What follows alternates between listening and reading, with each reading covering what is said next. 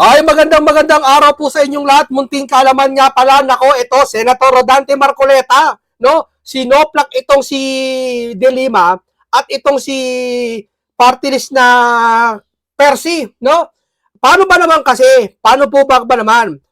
Tutol sila sa ginawa ng Venezuela doon sa kidnap di umano daw ng Amerika doon sa presidente na si Maduro. No?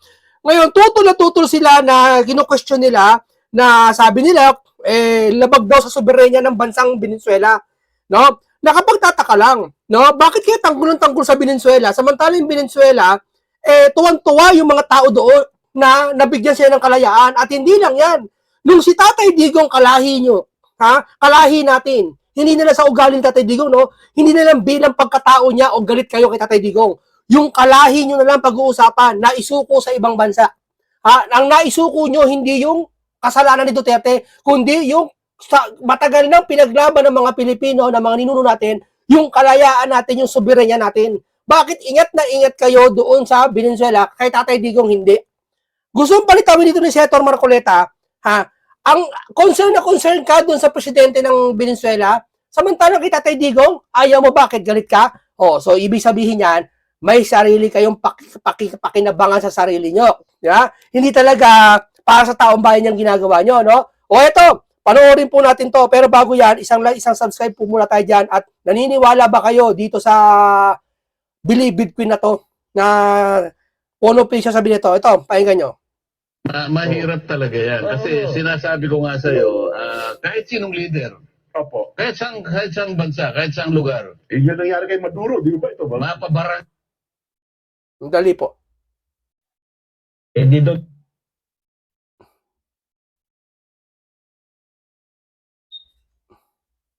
bigat Dali na ho. issue. napakabigat po nito. Hindi lang kasi inatake. Dali ho, Sandali lang po. Nawawala. Biglang nawala ho. Dali ho. Ito. Binabanggit ka natin tungkol Oo. ito kay Maduro ng Venezuela. Kasi mabigat na issue ito, sir. International issue. And apakalaki ng implication. Ito pong pag-atake ng US sa Venezuela. Mabigat na issue. Napakabigat po nito. Hindi lang kasi inatake. Inaresto pa yung Dinala sa New York, Presidente. yung mag-asawa, di ba? Oo, ng Venezuela, si President Maduro. Halos madurog na yan, no? Maduro, naturog ho talaga. Mhm. Pero, ang tanong ng iba, siyempre, pwede ba palang gawin ito sa... Sa kasi, isang bansa, isang di ba? oo, Yun nga ang komento ng isang senadora, isang dating senadora na ngayon ay magpapatas. Pwede bang gawin ito ng Amerika? Na parang pakikialam sa ibang mga bansa? Ano bang kinomento niya para...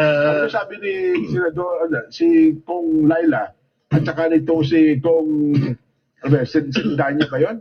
Oh. hindi daw dapat ginawa yan kasi may sovereignty yung Venezuela eh. Oho. Oo. Ako ayoko magkomento muna dyan eh. Oo. Kung halimbawa ang komento nila, mali ang ginawa ng Amerika, bakit ang nakita nila yung pagkakadukot kay President Maduro, ba't di nakita yung pagkakadukot kay President Duterte? Oo. Di ba? Nakikita nila yung gusto nila nilang tignan, di ba? Yung kung saan sila pwedeng makinabang, di ba? Siyempre nga naman, simpatya. Akala nila, itong mga to lagi, no, pag pula ka, itim sila. Pag itim ka, pula sila. No? Basta kontra lagi sila. No? Tapos gagamitin nila yung salitang mamamayan. Salitang taong bayan. Nagtatago sila sa likod ng salitang taong bayan. No? Kung talaga sa taong bayan kayo ang nanguna at kayo matatalino siya. Sabi nyo, edukado kuno kayo nanguna sa investigasyong ito. Di ba? Ano ba nangyayari investigasyon ito? Di ba? Hanggang ngayon, tulala lahat ng tao kung sino may kasalanan eh. Di ba? Yan muna ang pag-usapan natin. Yung sovereignty ng Pilipinas. Bakit ang nakikita mo, yung malayo? Oo nga, no? Bakit yung nasa, ng ilong Nasa mo? tungkil ng ilong, hindi na... Hindi kasi yun nata Amerika mismo, ito kasi kapwa Pilipino daw sin eh. Lalo nga ang mabigat to eh. Ganun ba? Sinuko mo talaga. Oo. Bakit yung pagkaka-abduct Oo. ng sarili mong Pangulo, wala ka man lang nasabi na hindi mabuti. Tama nga daw, sa kanila eh. Para sa kanila. Bakit doon bigla ka nakapag-umat Oo. Di ba? Wala akong sinasabing tama yun o mali. No? Kasi ako, kung pwede ko lang, makukomento ko lang, sangayon lang sa international law, sa nalalaman ko, di ko alam yung ibang mga detalye niyan, maaring hindi tama sapagkat dalawa lang naman kasi ang pinapayagan na isang sovereign country ay salakayin mo. Una, ang ginawa mo yun para sa depensa mo. Depende. Halimbawa, nakikita mo talagang nag-uumang na siya ng missile, nakita mo talaga titirahin ka, unahin mo, depensa yun. Yung pangalawang kondisyon, merong pagpapahintulot yung Security Council ng United Nations. Kung wala yung isa sa dalawa na yun, mahirap. Kahit ano pa sabihin mo, halimbawa, sabi, meron siyang pananagutan sa Korte ng Amerika, merong nagkain na, ganun din naman kay President Duterte. Bakit? Ang bilis nilang magkomento sa ginawa ng Amerika, samantalang dito, sa nangyari sa mismong bakura natin, wala naman silang condemnation eh. Tuwan-tuwa pa nga sila eh. May kalaban po kasi nila yun eh. Kaya na nga yung makita na. Kaya nga, Double standard. huwag na kayong magkomento kung ang komento man ninyo ay selective lang kayo. Bagay. Hindi, nagko-komento lang yung mga yan batay sa gusto nilang pakinabang sa kanilang sarili. No, yan sila po. Simula pa lang yan ang mga pinklawan mga dilawan eh. Kaya nga hindi na nanalo sa mataas na posisyon yung mga yan eh. Ewan ko ba't nanalo tong mga to eh. Kasi alam ng taong bayan hindi kayo maintindihan eh. Ay, and doon na 30 days ang binigay. Ito bago tayo magsimula dito kay Mr. Harry Roque po. May papakita lang po ako sa inyo Ito po ay kumakalat ngayon sa social media. Viral po talaga to. Aba, ang share nito lagpas 10,000 yata ang share to. Ang dami nun. Kung makikita mo ang views ng 10,000, sumatumuto total ng mga 4 na milyon na tao nakakita nito. No? Basahin po natin. Sa ilalim ng international law na nanatiling soberenong estado ng Venezuela, ang Venezuela. Venezuela. Kasama ang karapatan nito sa sariling likas yaman. Ngunit imbis na sumunod sa panindaigdigang batas, umasa ang US sa sariling domestic laws. Kabilang ang 2020 indictment laban kay Maduro para bigyang katwiran ang operasyon. Ikinabigla ng mundo ang mabilis na pag-aresto, paglipat at pagproseso kay Maduro sa New York sa loob lamang 24 oras. Isang hakbang na halos walang kapantay sa kasaysayan. Kritiko ang nagsasabing sinantabi ng US ang head of state immunity at pandaigdigang panuntunan para iturak ang sariling interes at kapangyarihan. Dito yung caption maaring tama, no? Pero yung pinag-captionan na isang post, na isang picture, kinonsulta ko po sa mga fact-checker ay hindi po para yata totoo. Ang sabi po dito, politician addicted to drugs are not allowed to lead. I have you arrested to like I did with Venezuela President Maduro. Quit drugs already for the sake of the youth's future. No? Dito pinalalabas lahat ng mga tao dito at sa iba pang mga caption. Kinaption to ito po ay hindi po totoo. Kayo mag-judge ko totoo to, hindi. Ayoko magmuna na mag 100%. Pero na-fact check ko, ayon sa fact check daw, hindi daw totoo to. Sinabi to. Bagaman si Trump galit sa drugs, pero yung gantong wordings, hindi ito yung tugma sa sinabi niya. No? Kinapsyonan kasi to ng mga ng iba pang mga tao, loyalista, lahat mga galit kay BBM din. Pati mga BBM, magulo eh. Eto, kinapsyonan nila na tila daw si BBM ang isusunod. No? Ay, huwag po kayo maniwala mga DDS kasi tanim fake news to. Pag kinagat nyo to, papalabasin kayo ng mga loyalista, mga tuso, galing sa kanila to, sasabihin nagkakalat ng fake news ng DDS. No? Kaya ingat po kayo. No? Sa kaya siya sabi, mapapauwi doon ni Trump si Pangulong Duterte, ay wala pa po tayong balita niyan. May possible lang po sa aking teorya, kung alimbawa, nangulit itong mga ICC na talagang gustong kunin si Putin at si Netanyahu ng Prime Minister ng Israel, mapipilitan si Trump talaga na gumawa ng aksyon para laban sa ICC. Kasi una dyan, sinanction sila. Diba? Tinanggalan sila ng mga bank account yata, binan sila sa ganitong kalagayan, inold yung freeze yung asset nila. Diba? Hindi natin alam, kagaya sa Maduro, presidente, ginawa sa Venezuela, na biglang nag-atake. Di ba? Kasi kaya si Trump eh. Di ba? Magwa-warning yan. Pag pangalawa niya, alam mo na. Kaya tumigil ka na. Di ba? O ngayon, tuloy natin. Kaya dito, masasabi ko mga kaibigan, maaaring hindi pa to totoo. I-search nyo, peki pa to kasi hindi ito yung tugma sinabi ni Trump, no? Pinasa ko po sa fact sheet to, wala daw ganito sinabi si Trump, no? Ingat kayo kasi viral to ngayon, no? Okay, tuloy natin to si Mr. Hal Roque. Ay ng Korte Suprema para isumite doon sa kaso na sinampa namin for certiorari at saka habeas corpus dahil nga doon sa panginidnap kay Tatay Digong. Binigyan po kami ng isang buwan at ngayon po yung last day kasi nga po may mga piyesta opisyal naman po pero 30 days lang po ang binigay ng korte, no? Papasalamat naman po ako sa lahat ng aking mga kasamahan dahil lahat kami walang bakasyon at talaga naman pong itinapos itong memorandum on time dahil importante naman po na kahit anong mangyari sa ICC, magkaroon ng desisyon ng ating Korte Suprema ng ang pangid na Tatay Digong ay labag sa ating saligang batas at labag sa ating mga batas. No? So in any case, hindi ko naman po sasabihin na ang posisyon namin ay tama at hindi rin po ako maghuhula kung paano magdedesisyon ng Korte Suprema. Pero kwento ko lang po sa inyo, actually itong petition na hinain namin, nagawa na po yung draft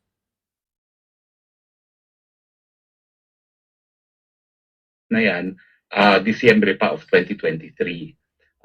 Sa totoo lang po, yan ay alinsunod sa naging request sa akin ni VP Sara na gumawa na ng petisyon anticipating na kung hihingi nga ng kooperasyon ang gobyerno ni Bangag ay dudurog sa Korte Suprema. Ang naging problema lang po dyan, nawala nga ako sa Pilipinas mula ng Setyembre ng 2024 at nung kinidnap si Tatay Digong sa Marso, wala po ako sa Pilipinas. No? So hindi ko masyado naasikaso yung pagpapapirma nitong petisyon nito bagamat matagal nang gawa. At saka hindi po namin ma-file yung petisyon na gawa na as of December of 2023 kasi yun po ay certiorari lamang. Kasi yung naasahan namin, susunod naman po sa proseso ang administrasyon ni Bangag at dudulog muna sa lokal na hukuman bago padala sa dahig ang Tatay Digong. No? So hindi namin inaasahan na aarestuhin na talaga si Tatay Digong at isasakay sa eroplano. Nagkaroon lang po kami ng konting lag habang nasa Villamor at miski wala ako sa Pilipinas ay inamendahan po namin yung petisyon dahil alam ko na dahil hindi na pinalalabas si Tatay Digong ng Villamor ng mga panahon na yon na ang dapat na Kaya nga ngayon lumaki ulo ng mga to nung nabigyan sila ng pag-asa nung ginawa nito ni Trump sa kay Maduro sa Venezuela na paghuli doon sa presidente nila, lumaki ulo ng mga loyalista Bakit? Ikaan niya, tama pala ginawa kay Tatay Digong kasi nga Amerika ginawa yun Hindi, magkaiba po sitwasyon yun. Si Tatay Digong hindi hinuli. Hindi po hinuli dito ng mga ICC, kundi dinala po ng kapwa nating Pilipino sa ICC. Si Maduro po, Amerika mismo kumuha kay Maduro. No, kaya wag niyo pagkumpara kay yung sitwasyon ni Tatay Digong kay Maduro. Iba po nangyari. Kung pagbabatayan mo, mas worse yung ginawa sa atin kasi sariling lahi natin. Isinuko natin sa ibang lahi natin. 'Di ba? Ay habeas corpus na kasi arestado na si Tatay Digong. Nagkaroon kami ng mahabang debate sa ating mga kasama sa law office kung anong petisyon ang ihahain namin. In the end, nanaig naman yung pananaw ko na dapat ihain natin kaparehong habeas corpus dahil arestado na nga si Tatay Digong at saka certiorari kasi ang pinangangambahan namin kung wala na sa Pilipinas si Tatay Digong, baka masabi ng hukuman na wala ng jurisdiction dahil kapag habeas corpus lamang ang ipa-file dahil kapag wala na doon yung tao, paano pang gagawin mo, no? So, ang sinampa po namin ay habeas corpus at saka certiorari. So, sa lahat pong mga nakabinbin na petition sa korte, kami lang po yung pinagsama namin yung remedyo ng habeas corpus at saka ang certiorari. Now, ang buong akala ko po, mapipirmahan ni Tatay Digong yung affidavit of yung verification at saka affidavit of non-forum shopping. Kaya nga lang po, wala ako sa Pilipinas sa mga panahon na yon. Yung aking messenger ay nagpunta doon sa Villamor, hindi naman makapasok, no? Dahil nga hindi nila pinapapasok yung mga tao, dala-dala po niya yung form na i-append doon sa petisyon. Ang una po sana na petitioner dyan ay si VP Sara mismo na nagpunta ng diretso sa Supreme Court para mag-file ng kaso, no? Hindi na nga po umabot kasi nung panahon na yon, mga 4:50 nagsarado ng Supreme Court. Kaya na-file na namin po yan, kinabukasan kung saan wala na po si Tatay Digong.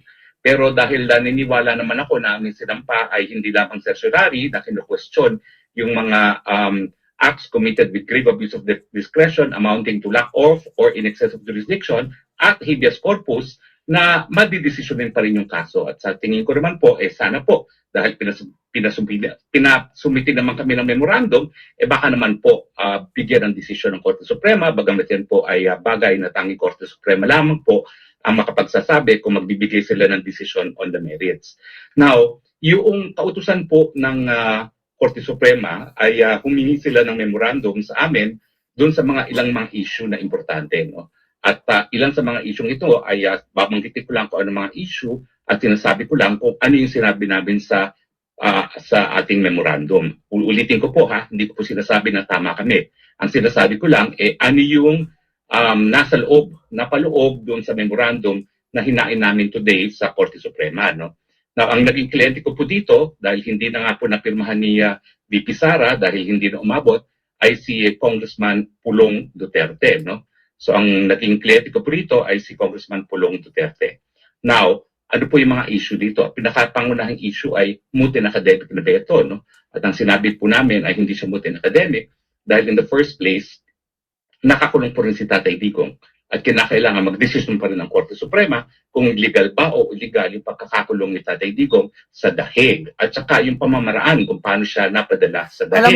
Alam mo kung yung ICC na yan, matalino lang nag-iisip, nakita nila hindi tama yung pagkakahuli kay Tatay Digong dito na walang jurisdiction dito sa Pilipinas, hindi dumaan sa korte dito sa Pilipinas, hindi na, alam mo yun, may bigyan nilang interim release yan Nagtataka lang ako ba't di mabigyan ng interim release di ba?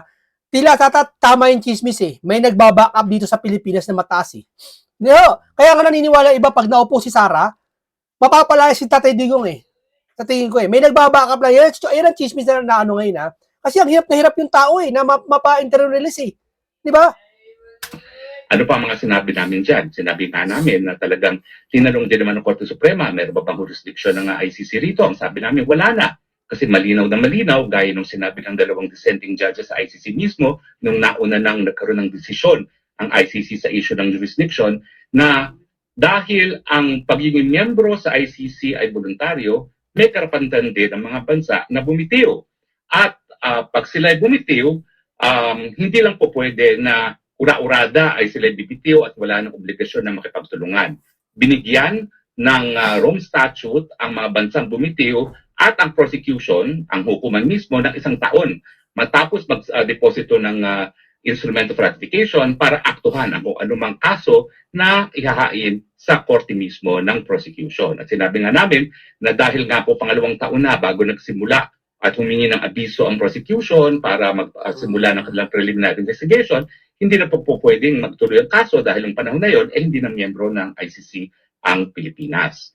Now, at sinabi rin namin na in other words, dahil hindi lang nga po tayo partido dyan sa ICC na yan, lahat ng cooperation na ginawa ng Marcos administration ay labag sa ating saligang batas dahil ang ating saligang batas ay nagsasabi na tanging mga lokal na hukuman, tanging mga lokal na mga piskal, at tanging mga lokal na mga kapulisan ang po pwede mag-imbestiga, maglitis at magsentensya ng mga kaso na nagaganap dito sa ating bayan.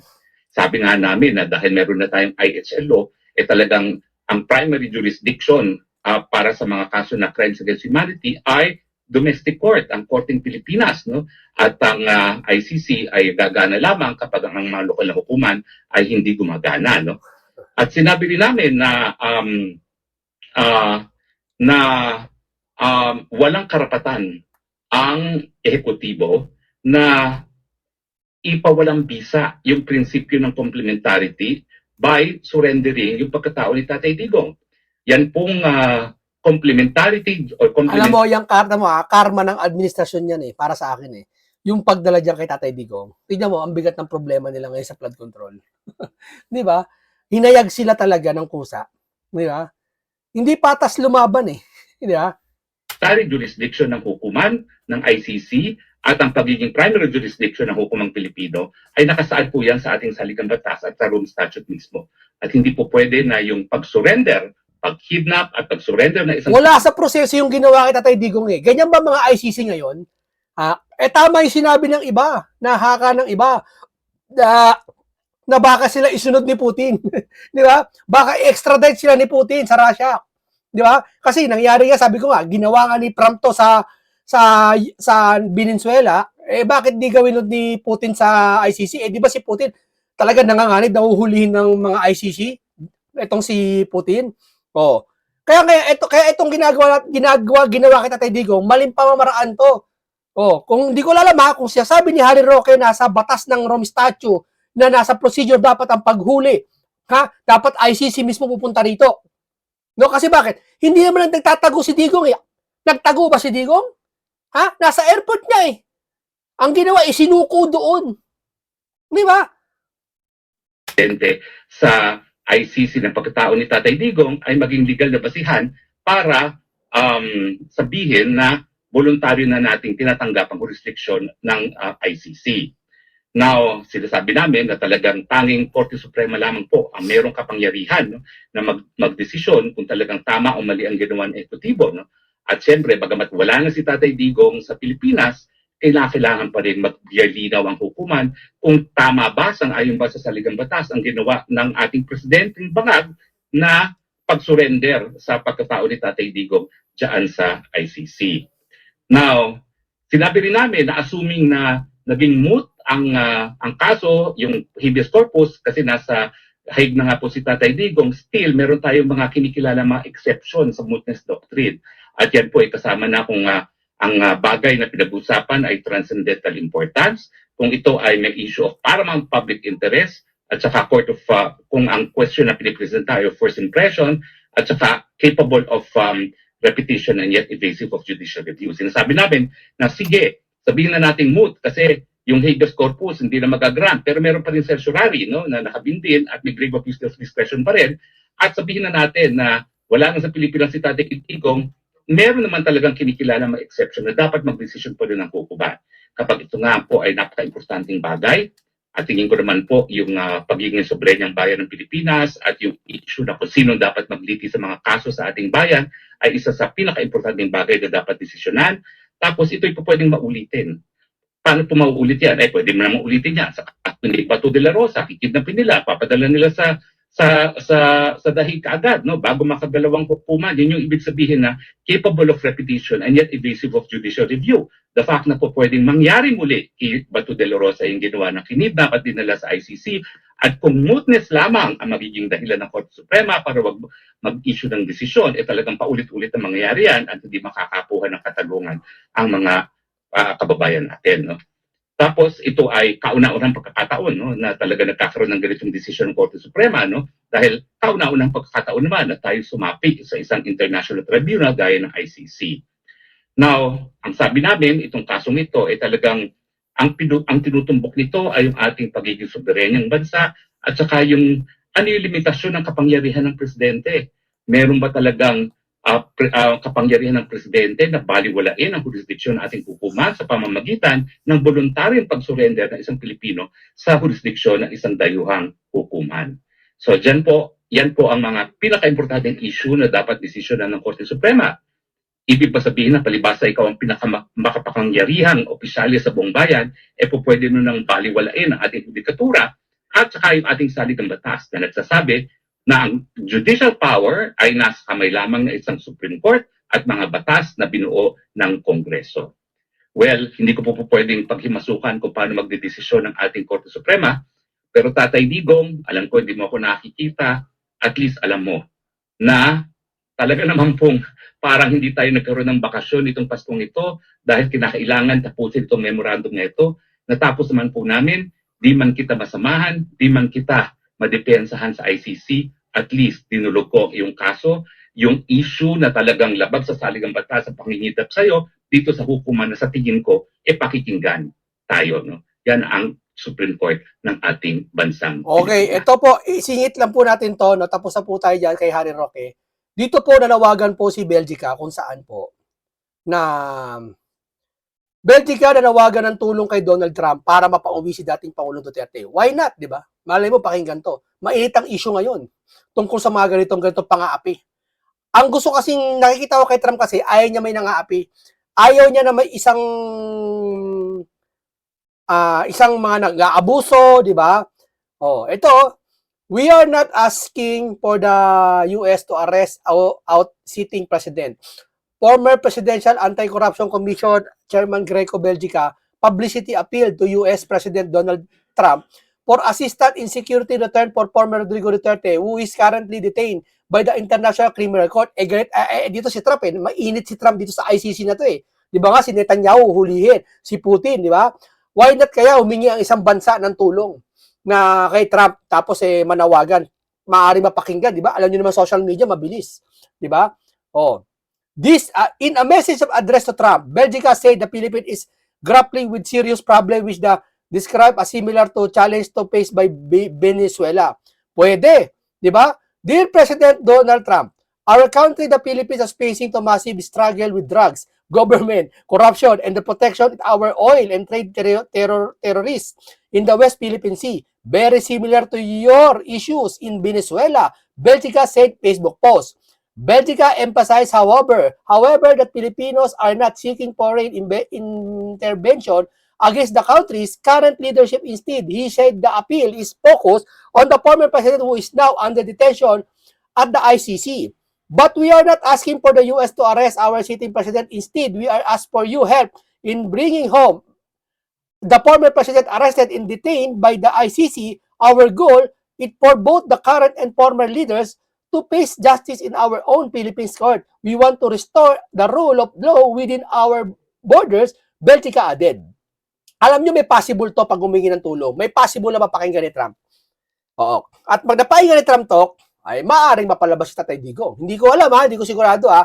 Kasi hindi ko alam ha, kung ito ba yung ganito ba proseso na ginawa ng Venezuela. Kasi ang Venezuela, yung kinuha yung presidente nila, tuwang-tuwa sila, diwang sila eh. Natataka nga ako sa mga dilawan eh. Galit na galit sila sa kay Trump, sa ginawa ni Trump, samantala yung mismong bansa na kung saan nangyari yun, nagdidiwang pa sila. Di ba? Ibig sabihin nito, maaaring yung bansa na yun, hindi ko sinisigurado ha, na tsorya ko lang ha, na maaaring humingi ng tulong kay Trump at napagbigyan parang ganun. Eh why not tayo? Di ba? At kung totoo man yung issue na yan tungkol sa mga, alam nyo na, di ba, yung mga drugs na yan, eh ma-actionan, di ba? O kasi sabi ng iba, si Trump daw ay parang si Duterte, anti-drug din to. Ayaw nito sa mga addictus benedictus, no? Okay, hanggang dyan lang po muna tayo mga kasama, mga kaibigan. Basta po, huwag kayo masyado maniniwala sa dilawan. Pasuray-suray po ang lakad niyan, di ba? Kaya hindi na nanalo sa mataas na posisyon yan eh. Di ba? Okay, ganito lang po muna tayo. Paalam sa inyong lahat.